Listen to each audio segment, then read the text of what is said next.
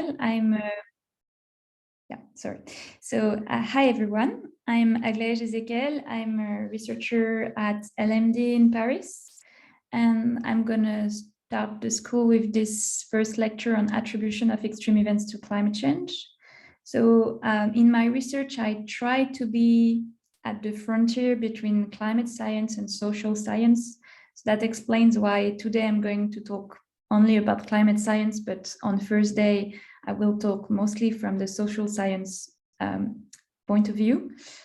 And tomorrow I will also give a practical on attribution of extreme events. And before starting, I'd like to thank the organizers for inviting me to participate to this school, and also to highlight something that's very rare and very pleasing for me, that there's a great gender balance. I guess even more women speaking than men, and that's very rare. So especially when it's for some things that's mathematics for planet Earth. So thanks to the organizers for that. So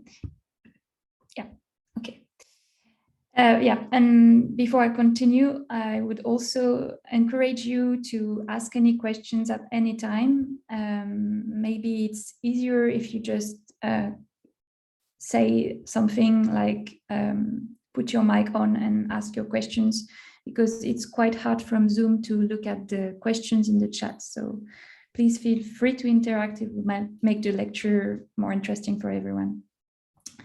So yes, first of all, I like to remind you that we've seen a lot of very extreme events in the last few years. For example, the Canadian heat waves in last June, that was extremely extreme, even for an extreme of temperature, in terms of how high the anomaly of temperature was compared to the distribution of temperature anomalies in this region. The same summer, we had some German floods that caused a lot of damages, as you can see on this picture, and there are many other pictures showing how this region of northern Germany was affected by those floods. Just before COVID, there were very intense bushfires in Australia that made the news. Here I show a difference between satellite photos from droughts in France between May and July 2018. At the moment in Western Europe, we have a drought that's very problematic, because it should have some impact on crop yields. And as you may know, there are some other regions of the world that produce a lot of wheat and cereals that might not be in a good position to produce some of that. So that all those events are very extreme, and they all have some very important impacts for human and social systems. As you may see here, I just gave example of events that happened in developed countries. That's one way of showing also the biases in the choices we make when we talk about extreme weather events. And it's very frequent in both research and in presentations that we talk mostly about those events that happen in developed countries. So those events, they happen in a changing climate. Here you can see some headlines from 2018. That was also a very hot summer everywhere in the world, and how it's positioned in a series of temperature where there's a clear trend, and it's European summer anomalies. This also happens, so you can see that those extreme events happen in changing climate, both at the local scale and at the global scale, where this is a figure from IPCC, not the last report, but the one before, where you can see that there's a trend in observation, but also we project trends in the future depending on the emissions of greenhouse gases. And you can see also this trend in greenhouse gases emissions in this picture that was taken in 2000, in this plot that was taken in 2018 to go with this event. So we know there's a change, and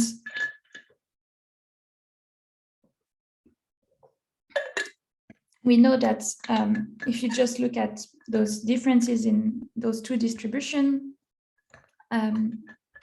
let's make the hypothesis that we have a Gaussian distribution, for example, for temperature. And if you just move it towards hotter temperatures, then you can see that there's going to be more record hot weather, and that even shifting the distribution a bit is going to have some effects that's larger on extremes. And what matters with that is also the impacts. So here you can see the relationship between all-cause mortality and maximum daily temperature in Madrid from 1986 to 1997. And as you can see, when you get to high temperatures, there's a very, even if you have a small shift in the extreme of temperature, you can have very large impacts very quickly.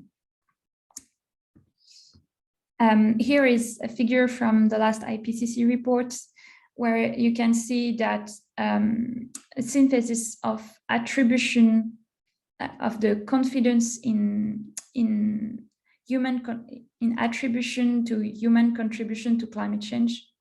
So here the first figure is about hot extremes, and you can see that there's an observed change in almost all regions in the world of increase of hot extremes, and the number of dots that you have on each regions correspond to the confidence we have in those attribution statements that this observed change can be attributed to human contribution. And as you can see, in many regions we have 3 dots, meaning that we have high confidence in that.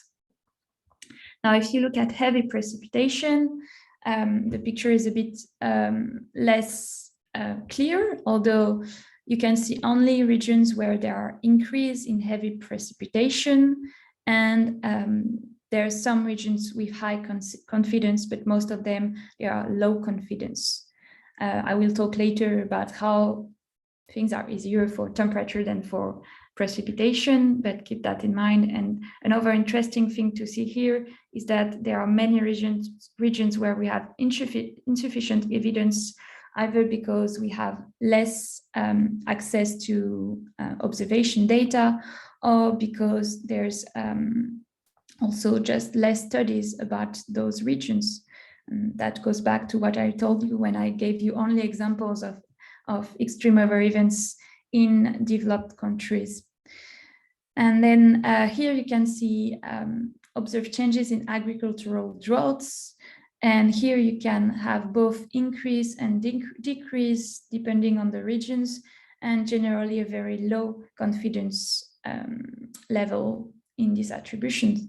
That's related to the fact that droughts are much more complicated to understand than, the droughts are generally more complex events than heat wave, let's say it like that. So yeah, this is maybe talking a bit about the lecture of Sebastian, but I think it's important to put extreme event attribution in the context of more general attribution. That's a science that's been existing for way longer, detection and attribution of long-term trends. And here you can see figure from the last IPCC report, where you have the observed time series of global surface temperature in black. And you can see that you have, when you simulate this temperature evolution for using models with including simulated human and natural variability, you're able to reproduce this type of increase, while when you just keep only the natural variability, then you cannot reproduce this trend and explain this increase of temperature. So what is extreme event attribution? I think to explain it, you have to go back to the beginnings of extreme event attribution. And first there was a paper published in Nature. Well, it's not really a paper, it's more a commentary from Miles Allen in 2003, where he asked this question, will it ever be possible to sue anyone for damaging the climate? So basically there were some floods in Oxford where Miles lives. And he was wondering whether, because of climate change, those floods had become more likely. And if that was the case, would it be possible to attribute those floods to climate change so that any citizen that was losing their house or having problems because of the flood could go to a court and say, well, this event was caused by climate change. There are some numbers that I can give you from scientific studies. So I should be reimbursed because at the time when I bought this house, the risk was not the same. So there's some kind of injustice there. And yeah, so that's the idea. And I think it's important to keep that idea in mind to understand how extreme event attribution developed and the type of products that are that you have in extreme event attribution, the way we present the results, and in terms of change of probabilities mostly. So the first extreme event attribution was done just a year later. It was after summer 2003, which was a huge European heat wave, and Peter Stott and other authors published a study of the change in risk of mean European summer temperature is exceeding the 1.6 degrees threshold. So this threshold was actually way lower than the threshold than the observed anomaly of temperature from that summer. But you have to keep in mind that 2003 was really very extreme, and that using the real observed value as a threshold at the time, it meant that you couldn't do good statistics out of it. And so what they did is that they ran a model and they estimated the likelihood of exceeding this threshold for big end of 20th century, beginning of 21st century type of climates.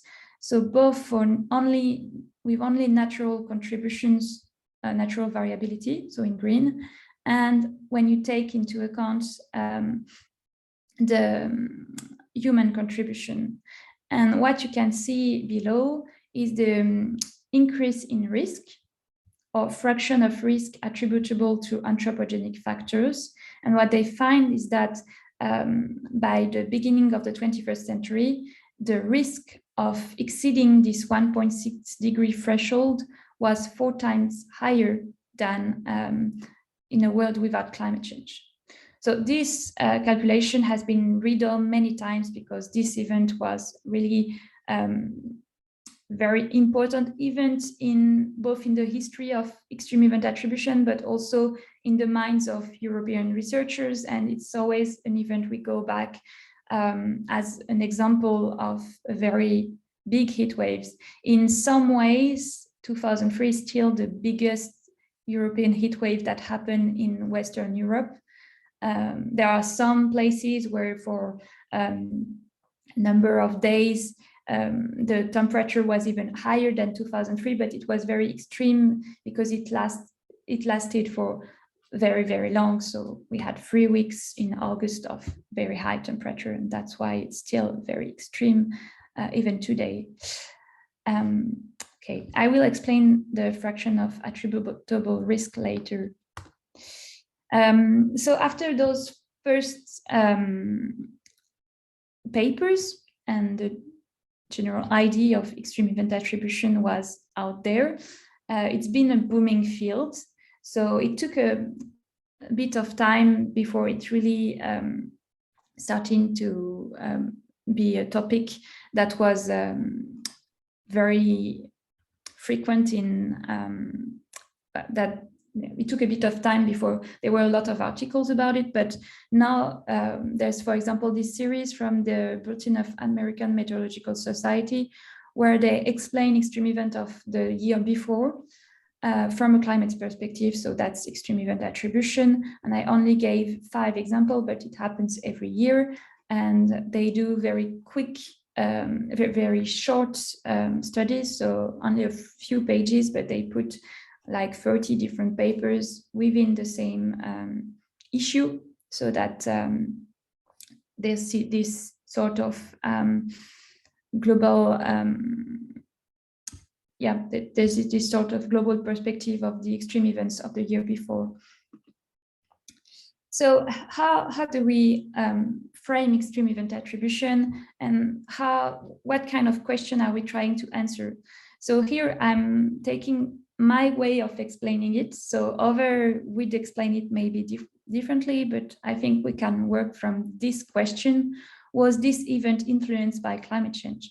So there are many things to define inside this question. What do we mean by this event? And we need to choose the event, the region, the duration of the event, and define it as a class of events. So, for example, I told you before that for the 2003 heat wave, Peter Stortz and his co-authors decided to use a 1.6 degrees threshold, while the event itself was more than 2 degrees of anomaly over the whole European summer. And that will have some sort of impact on your results, the way you define your event. Then what do we mean by influenced by? And that's something I'm going to talk later about the different approaches to extreme event attribution. And then how does one represent climate change? And so how do you choose the natural or counterfactual word? That's the word that's that would have been without climate change. So the general approach, also called the risk-based approach, it's described quite well in this figure from, once again, Peter Stortz and co-authors from 2016, where you have a variable and you can have the distribution of this variable in the natural world. That's also called the counterfactual world. It's in green. And then you have the same distribution, but in the world with climate change. That's called here the actual world, but also in other papers, the factual world. And you have what could be the distribution of this variable in the future. So that's the distribution in dots here. Do you see my mouse when I move it? Yes. Yeah, okay. Someone raised their hand. Do they want to ask something?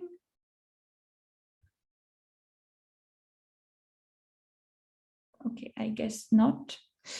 Yeah, so you can calculate the probability of crossing a threshold in both the natural world and the actual world, and that will be P0 and P1. Okay, so first of all, I think it's important to remember that event definition matters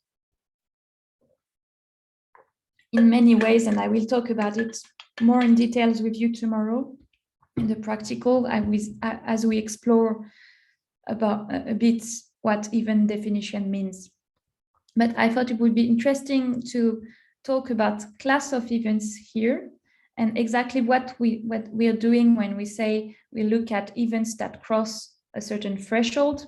So this is a paper by Luke Harrington from 2019, where you still have those two distributions that you can see. So F0 in the counterfactual world or natural world, and the F1 in the factual or actual world. And you can see that you can define those P1 and P0s by looking at the area under the curve over a certain threshold. But if you do that, you're not really attributing the event itself, because the event was just one temperature. It was not all the events over a certain threshold, which is the classical way of looking at it. And so what Luke said in this paper is that another way of looking at it, if you really want to look at the event itself, would be to compare H0 and H1. I don't think I've seen any paper do it. I just thought it would be interesting to see that there was also other ways of understanding what it means to attribute an event and not a class of events. And that's something that you could keep in mind if you are ever confronted to doing some sort of attribution, that most attribution studies are not really attributing the event itself, but more a class of events. Now, framing matters too. And I will give you a classical example.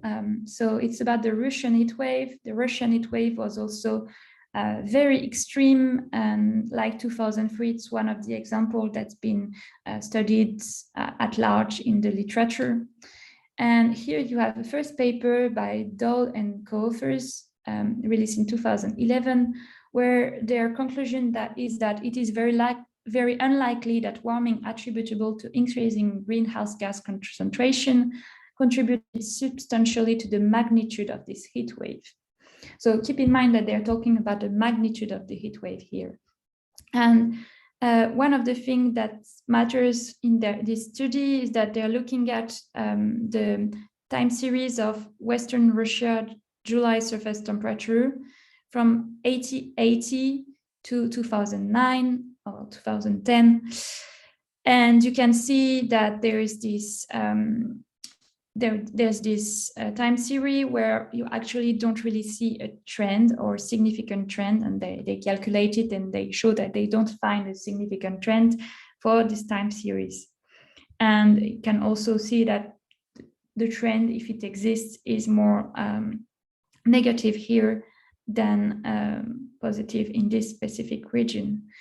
And then they simulate the frequency of July temperature extremes for using some CMIP-free models. And what you can see here is that the probability of exceedance of 3 degrees, 4 degrees, 5 degrees, and 6 degrees in this region, if you look at 2010, and as you can see here, 2010 was around 5 degrees of anomaly of temperature. Well, you don't really see that there's a difference related to climate change here, where you can say that, yeah, the probability of it happening is of crossing this threshold is much bigger than it was before. Although you can see that the models project that it's going to increase in the future. Now, the same year, Ramsdorff and Kumu also had a paper about this heat wave, and their conclusion was that for July temperature in Moscow, we estimate that the local warming trend has increased the number of records expected in the past decade 5-fold, which implies an approximate 80% probability that the 2010 July heat record would not have occurred without climate warming. So here we're talking about probabilities of occurrence, while here it was more about magnitude of the heat wave. So keep that in mind. So they're not exactly asking the same questions for those studies. Another interesting difference here is that they're basing their study on a time series that's going from 1979 to 2010, rather than the whole time series from 1880. And one of the reasons why they're looking at this time series instead of this one is that they have more confidence in the data from 1979 than from 1880. And there are other reasons why you might prefer to only look at what's happening in the later years. For example, because there's some natural variability that can affect your there's some other sources of variability that can affect your time series. I have, like, for example, in mind the Dust Bowl in the US, and that's one of the reasons why you don't see some significant trends in there. And yeah, so that they have some, they're rational for using this time series instead of this one, and it also has some influence on the results. And here you can see the expected number of unprecedented July heat extremes in Moscow in the past 10 decades. And the red curves corresponds to the world with climate change, and the blue one to the natural world. And they see a clear difference in coming closer to 2010. So the explanation for the difference, that there's one paper that says that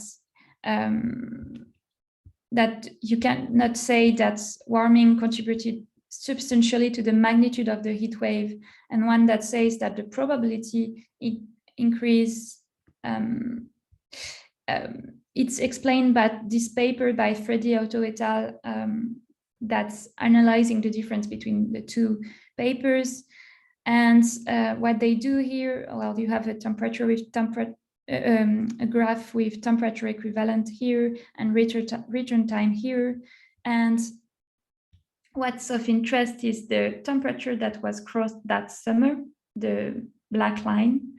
And you can see the difference between a word that's considered natural world, so the climate of 1960s, and the word of 2000s, so the word that would be your actual or factual word.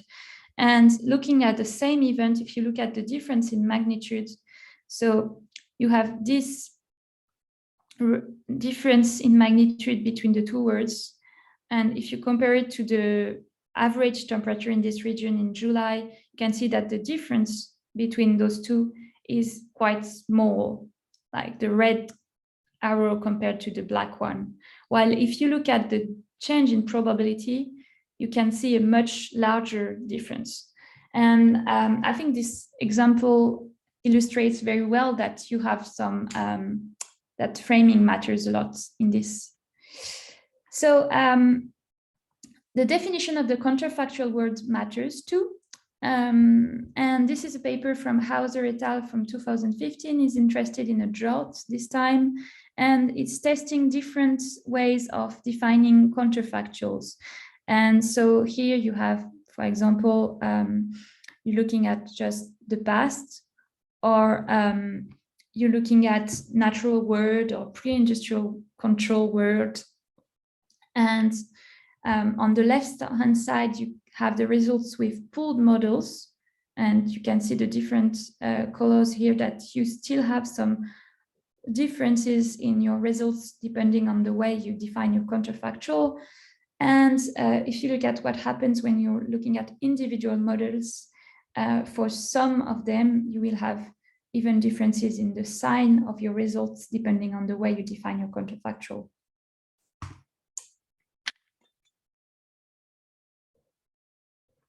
So now let's talk about the different approaches to extreme event attribution. Mainly, there's a risk-based approach.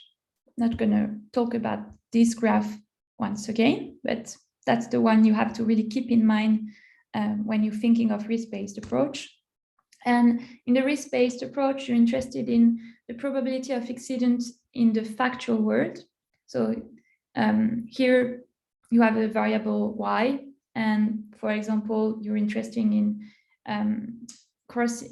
exceeding the threshold of an observed event from 2019. This is some spoiler for tomorrow's practical. And you want to compare it to the probability in the counterfactual world of crossing the same threshold. And it can be interesting in the intensity of the event in the factual world and the intensity of the event in the counterfactual world. We'll see tomorrow how to calculate all of this. And you can compare those probabilities by calculating a probability ratio. So the probability in the factual world divided by the probability in the counterfactual world. And you can also look at the fraction of attributable risk, which is a bit less straightforward. But I think this has been defined also because the probability in the counterfactual world might be 0, which cannot be the case in the factual world, because the factual world is the world where the event happened. And if your probability is 0, then you have infinity, and that's not what you want. But what you have to keep in mind for the fraction of attributable risk is that a fraction of attributable risk of 1 means that the event couldn't have happened in a world without climate change. And so that climate change was a necessary condition to have the event happen. And a fraction of attributable risk of 0 means that there's no change in probability between the counterfactual and the factual world. And then you have the difference of intensity. So going back to this, looking at the difference there in intensity, which is also an interesting information that you can also calculate. So tomorrow's practical will be the moment when we will talk about how to calculate them, and also about the ways to like the different types of distribution you can use when you want to talk about extreme events and GEVs and stuff like that. But I don't have time to talk about it today, so we'll talk about it at length tomorrow. So the risk-based approach gives some sort of graphs like this one. So this is by Pardip Pal et al. From 2011. And that's, well, like most of the articles I've been talking about and referencing in this talk, it's one of the main, like one of the important papers that paved the way of attribution of extreme events. And here you can see in blue, you have the precipitation. Well, this is about precipitation in autumn in England. And as you can see, this is the same type of graph that I've been showing you for a while, where you have the y-axis with the magnitude of the event and the x-axis with the probability. And what he compares here is in blue, you have the factual world, two different types of counterfactuals for different models. And here you can see that this event is generally, for most models, something that's more likely because of climate change. But in some of the counterfactuals, for some models, the answer is not as clear. I'm not going to spend too much time on risk-based approach, because that's what we're going to do tomorrow. And maybe since I'm running a bit late, you can use many data sets for extreme event attribution. It can be reanalysis, but then if you have, if you're using observation data sets, which is what we're going to observation-based data sets, which is what we're going to do tomorrow, then you don't have a very long time series, and it makes the calculation of statistics a bit harder, and you have way more uncertainties. Then you can use GCMs. They have their own problems because all of them have some sort of biases, or RCMs. There's very often used model, which is Weather at Home, which basically gives you a very long time series to draw from. And you can also use Cordex or any type of RCMs. And what you have to keep in mind that all those models, they have their own limitations. And that's why some of the extreme event attribution studies try to look at different models and different data to do their attribution. So now let's talk about the storyline approach, which is about disentangling dynamics and thermodynamics. So back in 2015, when extreme event attribution was starting to become bigger and bigger, there was a paper published by Kevin Trenberth and co-authors that started to ask whether we were really asking the right question when we wanted to look at the difference of probabilities of two events. And what they propose is to understand better how did climate change affect the physical processes leading to the events. One of the reasons behind this is that there was a lot of uncertainty around dynamics and whether there are trends or not on the dynamics leading to extreme weather events. And that's what the author says is basically that it's more interesting to see how, for the given dynamics that led to the event of interest, the thermodynamics were different. So for example, looking at cyclone, and you have different sea surface temperature. So if you look at the same cyclone with lower sea surface temperature, you will have less precipitation. And if the sea surface temperature is higher, then you have more precipitation. And that means that you can already explain how an extreme event is different in the world with climate change compared to a world without climate change. And there's also this paper by Ted from 2016, where it tries to show how both approaches are actually compatible with one another, and gives a very nice probability framework to understand it, a statistical framework, maybe a bit better way of saying it, to show how one and another can work together. So I will give you some examples of doing this division between dynamics and thermodynamics when you try to explain an event. So to do that, we can do some flow conditions probabilities. So we want to estimate conditional probability of exceedance of a threshold given the flow, so the circulation. So let's say you have this trajectory in blue, that's the event that happened, and you can look for the days that have similar types of circulation. So you have a neighborhood around this circulation, and you just want to know the probability of exceeding a threshold when you're in this neighborhood. That's the general idea. So for example, you can do it with flow analogs, where let's say you're interested in a given day. This day is interesting because there's an extreme observable, like temperature, and you have a corresponding circulation that can be, for example, geopotential height at 500 hectopascal, could be SLP, could be any proxy of circulation you're interested in. And so what you want to do is look at your catalog of circulation, so basically the time series that you have, and look for analogs, so days that are close to this one. And you can do that using different types of distances, but one that works quite well and is very easy to do is Euclidean distance, where you just calculate the distance between two maps. And then once you have done that, you can come back to your variable of interest and try to see whether whether you can explain your circulation, your extreme observable with circulation. But what you can also do is look at your analogs, the days that look like it, and try to see whether there's some trends in your time series of analogs on your observable of interest.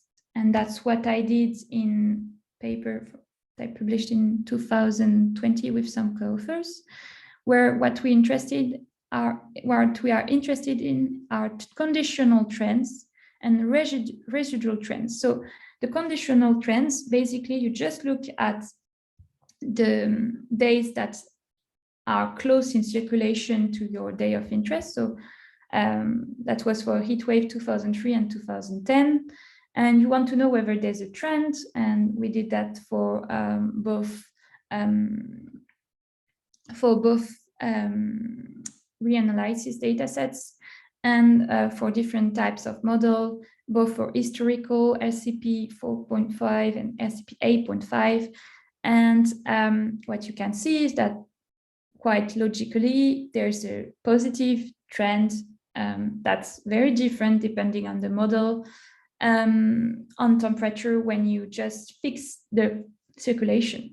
Well, that's quite easy to do when you want to do it with temperature, but that's like, because temperature is easier to do than precipitation, when you start developing statistical tool, it's often, I find it easier to start with temperature, but yeah, could do the same with precipitation. And the other question I was asking myself was the question of residual trends. So what I call residual trends is the difference in your trends when you look at, here you have your conditional trends, but you can compare them to the trend of the temperature in your region of interest.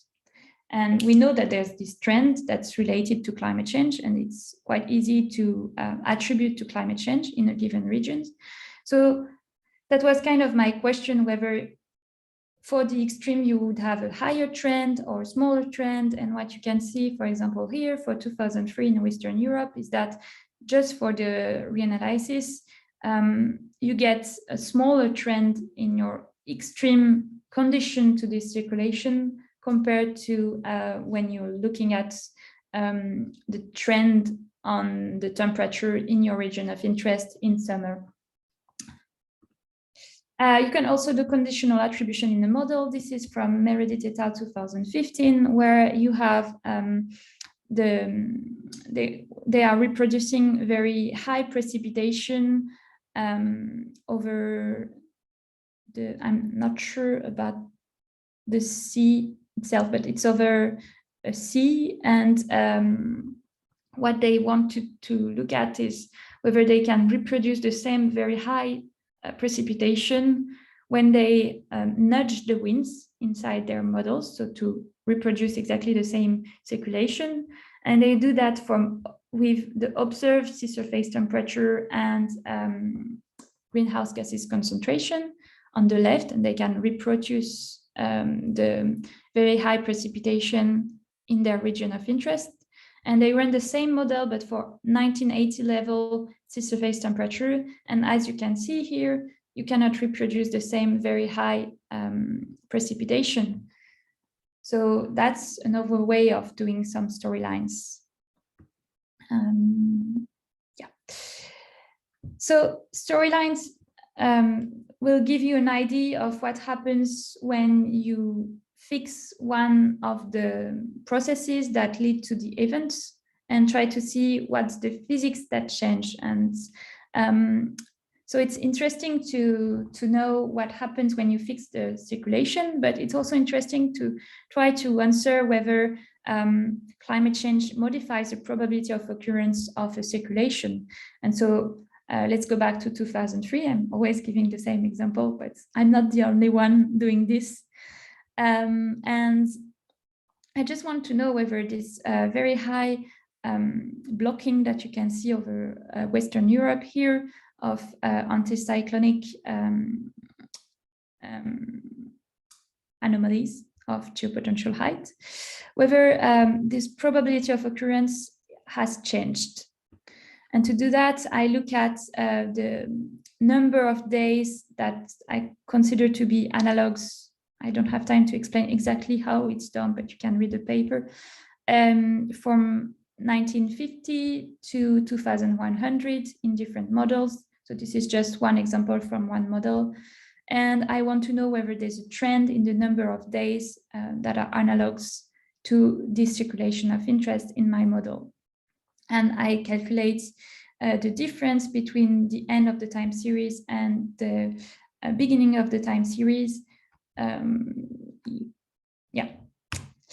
and that's what you can see here on this plot, where you can look at whether there's a significant trend or not in your time series. So when you're looking at only the historical period, you cannot see anything significant, both for the reanalysis, but also for the models. But when you look at what happens when you have a longer time series, and that's a problem with extremes, that when you have a small time series, it's very hard to say anything because extremes are very rare. There are most models that find a significant positive trend for the 2003 heat wave, similar to this example of a model. That's one of the ones where you find a significant trend. So yeah, that's something to keep in mind, because one of the points of contention between the defenders of risk-based approach and storyline approach was that there might be some differences in circulation and in dynamics, and that will have some sort of influence on your probability ratio. And if you don't take that in count, then your attribution will be false, and that's a problem. Yes. Okay, so let's talk about some further challenges for extreme event attribution. So I have 3 examples. First one is rapid event attribution. This is something that's been done a lot by a group that's called World Weather Attribution. You can look at their website, and they try to do some near real-time attribution after events that had a lot of media coverage happened. And yeah, that's also time to pay my respects to Gert-Jan van Oldenburg, who was very instrumental in the extreme event attribution field and who left us a few months ago, sadly. But yeah, this is also something to keep in mind for the lecture I will give on Thursday, that there is this idea that it's very important to do some extreme event attribution in near real time, because that's the moment when the media are interested in having some sort of analysis of those events. And yes, yeah, you can see how the website looks, and they are trying to do different types of events. And I would advise to just take a look at it, just to see how it works. They have this methodology that they apply to all of their events. Sometimes when the event is hard to attribute because it's not, well, depending on how complex the event is, it's not straightforward to just apply a batch of analysis to the event itself. But yeah, what they try to do is they do their attribution on different types of data sets. And this is an example for 3-day rainfall exceeding the observed extreme of a flood that led to a flood in Paris, where well, you can see that the Seine River was very high and was covering some of the, I'm not sure how to call that in English, but the lamp posts, I think. Yeah. And yeah, so what they found in very quick time is that there is an increase in the probability of having a very high 3-day rainfall that's partially responsible for having the flood happening. Because of course the flood is more complex than just precipitations. Another challenge is compound event attribution. So I'm not sure how familiar you are with the concept of compound events, but basically the idea is that you have an impact, and that this impact is bigger because it comes from several hazards that can be, for example, you have several times at the same place an event of precipitation, and because it happens several times in a short time span, then you will have floods that you wouldn't have had if you're just looking at the event alone. And there might be some explanation of why you would have several times in the same place those very high precipitation, for example, related to river flows in the atmosphere.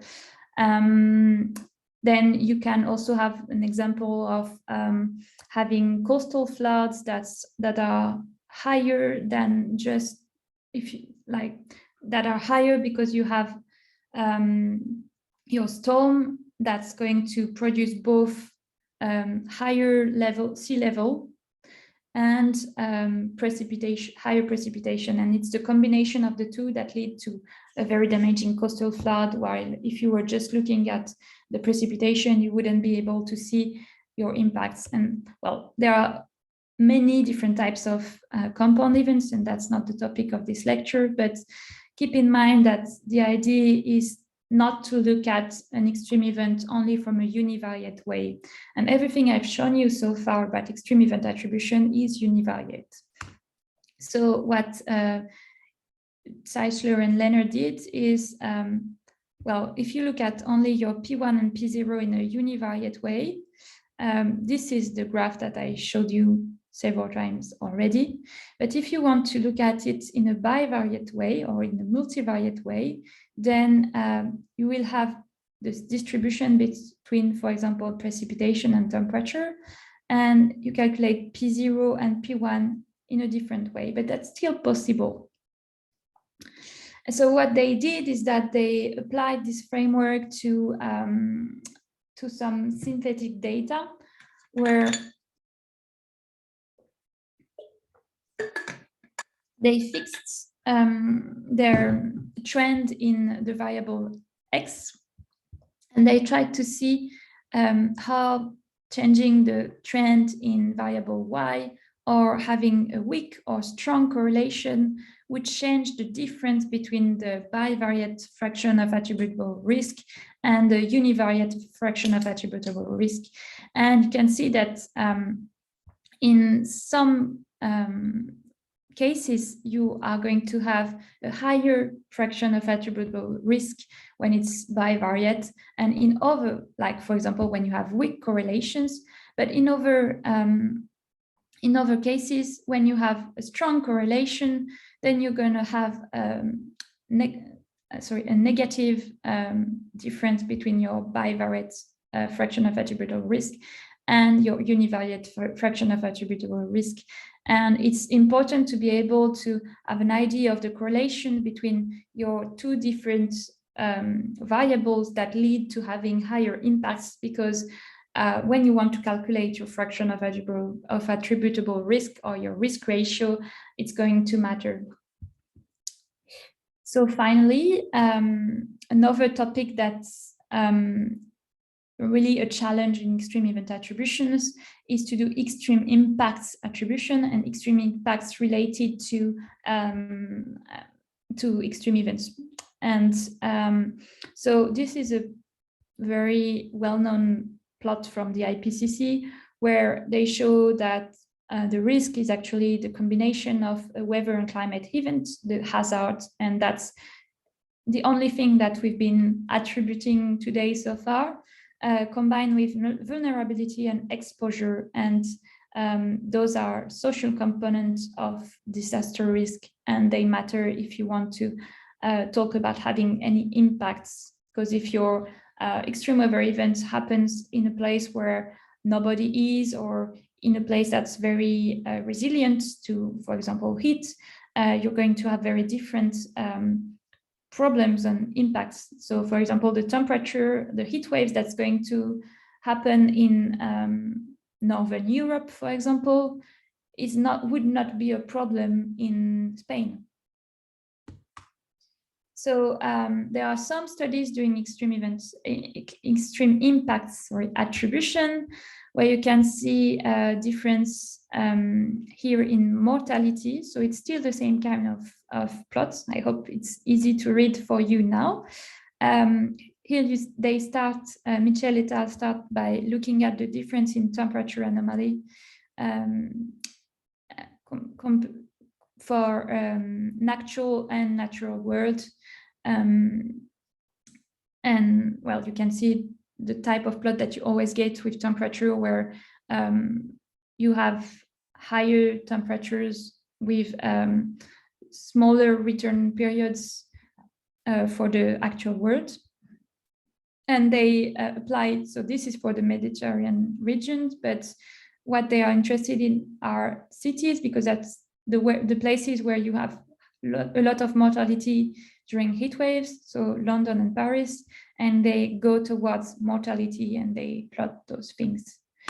And you have here another example from Nathalie Schaller et al. From 2014, where from precipitation, they go towards the difference in the number of properties at risk.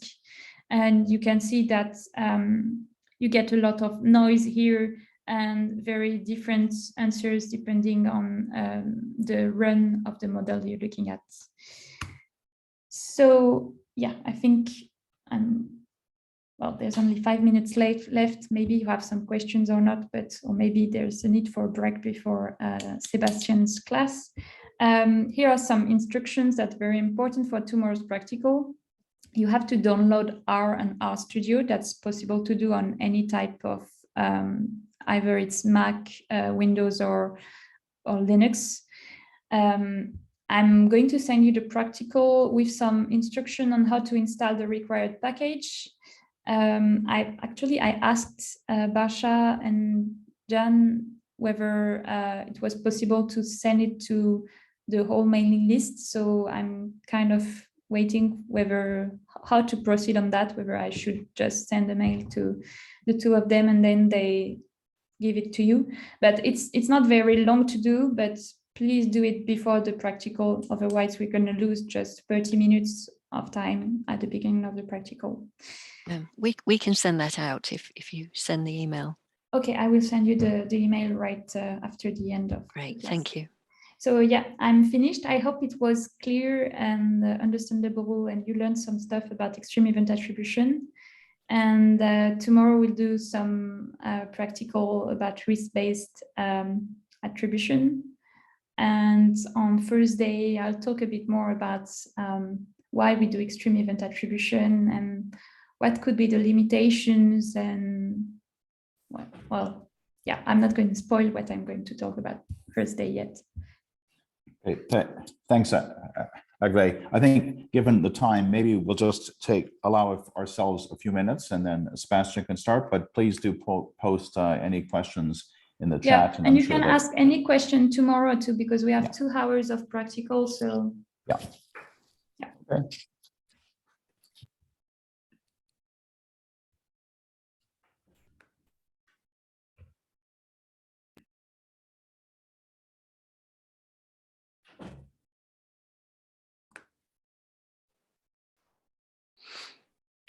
I will stop the recording now and start it again when Sebastian is ready to start.